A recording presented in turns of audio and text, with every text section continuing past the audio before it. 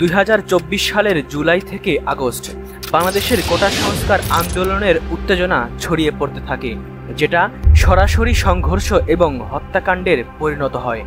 সরকার internet বন্ধ, curfew জারি, সেনা মোতায়েন এবং শুট অন সাইট নির্দেশ দেয়, যার ফলে ইউনিসেফ এবং জাতিসংঘের পরিসংখ্যান অনুযায়ী মৃত্যুর সংখ্যা গিয়ে দাঁড়ায় 1,500-এরও বেশি এবং উইকিপিডিয়ার তথ্য অনুযায়ী আহত হয় প্রায় 20,000-এরও বেশি মানুষ।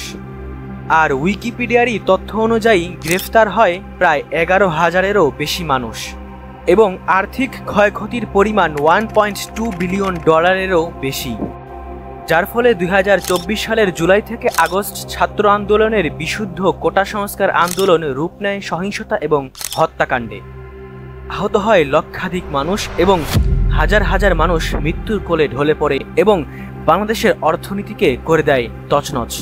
তাই আমরা কোটা সংস্কার আন্দোলন করেছি ন্যায়ের জন্য, বৈষম্যের বিরুদ্ধে।